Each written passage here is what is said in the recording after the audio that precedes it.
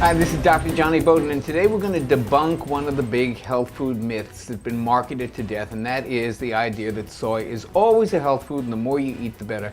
I'm not really a big fan of soy. When I wrote the 150 Healthiest Foods on Earth, a lot of people said to me, well, where's the soy section? Aren't there going to be tons of soy foods in there? And there actually was really hard to find. There was like one or two. And I asked 16 of my best experts to submit their list of their favorite health foods, the things that they themselves eat. And I asked world-class doctors, nutritionists, naturopaths. Not one of them, interestingly enough, added a soy food to their top 10 list in my book. So I'm not a big fan of soy for a number of reasons. The first of which is the soy that they eat in Asia that we hear so much about, the Asian diet, all this soy and stuff, has very little to do with the kind of soy that we eat and that we get in the supermarket here. Most of the soy products that they eat over in Asia are naturally fermented. Naturally fermented soy, or any kind of naturally fermented food, produces all kinds of healthy bacteria and probiotics and really good, healthy organisms that aren't in the commercial kind. The other thing about soy is that it contains phytoestrogens. Now, this is a double-edged sword.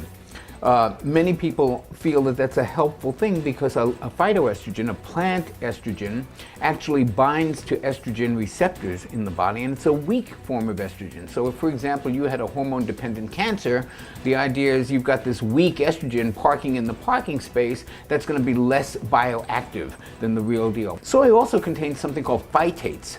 Now, phytates bind to minerals and they make the minerals less absorbable. So you're getting a little bit less of the minerals that would come in the food that you eat soy with. So there's a lot of reasons why soy isn't the perfect food all the time. And the other thing about it is that most of the soy foods we get here in America in the supermarket, soy ice cream, soy chips, soy meat substitute, bears very little resemblance to real food. It's just another form of junk food that has been marketed to us as healthy. And soybean oil, one of the absolute worst things of all time. Throw that out, don't use it, it's a bunch of crap.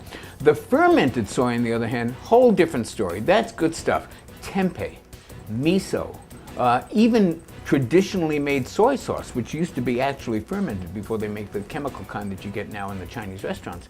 Those are real fermented foods. Edamame beans are kind of special case. They're really nutritious, they're high in protein, they're a decent vegetarian snack.